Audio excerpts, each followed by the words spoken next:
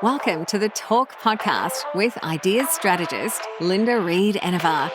Talk is where we chat about ideas and inspiration you can use to market your business.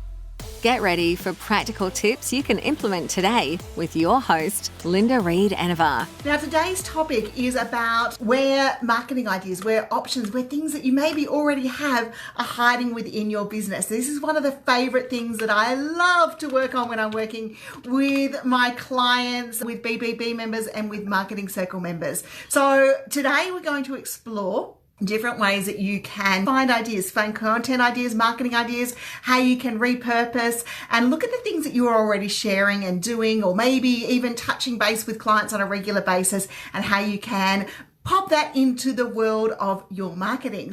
Okay, so quite often as business owners, we have some amazing ideas hiding within our marketing, hiding within our business, within our day-to-day journey, that we're maybe not even thinking of using it when it comes to marketing our business.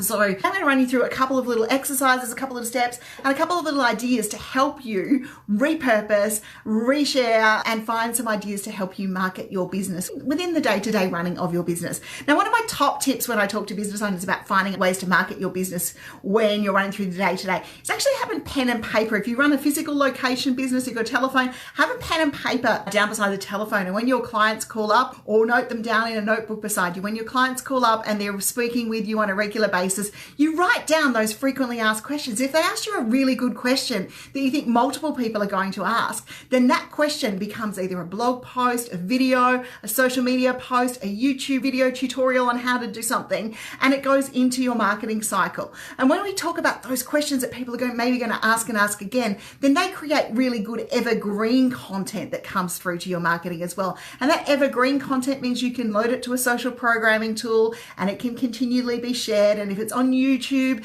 then it's on the second biggest search engine, and Google is indexing that information. And when people want to know how to do something regarding your product or your service, or maybe they want the most frequently asked best things to ask when they work with someone like yourself, then that video is there to be able to do the content. And so is the blog post, and so are all those things. And if you do make it a video, it's nothing to stop making it a blog post. You can go and embed that video into your blog, and then you can put some words to it and make sure that you get some good information and some good tools and resources out there for people who are looking at. So tip number one is have a notebook beside yourself or beside the phone where your staff answer things. And if someone asks you a really good question or a question that continually pops up, look at those. The other thing that we have as business owners is we have a frequently asked questions page. And that frequently asked questions page is quite often full of great little social media stuff. It's good for little social videos, how-to tips and videos about frequently asked questions. It's really good for you to be able to maybe go through some of those questions and ask them in a Facebook Live, or go through and share your knowledge and your expertise by doing some short, sharp videos. Quite often we get asked this and then sharing it from there. So you've got the questions that clients are asking you, the questions you've got on your FAQ page, the questions that maybe come through on email, or possibly even the questions that you see other people asking inside Facebook group. So those questions that you see all around you in your daily business life is quite often really good content that you can use in your educational marketing strategy. And I'm all about educating our clients first. And if we've answered a question once, then being able to use that answer again and again. And you'll see that in my YouTube channel and even on Facebook, I share different educational tips and tricks on how we do things. And if I can answer a question once for someone, I'll quite often go and record the video so that it's out there for someone to be able to do stuff from there.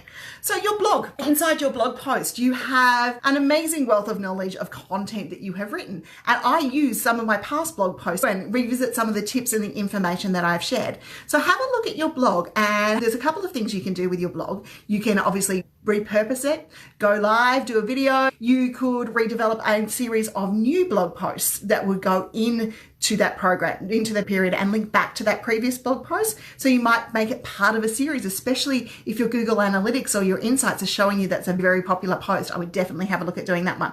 You can take key statements out of that blog post, and you can create a little animated social media GIF image using Canva or using Animoto or WordSwag or any of those apps out there, you can create some social posts from it. So just take those key statements and link it through and put it in social posts using your social programmer.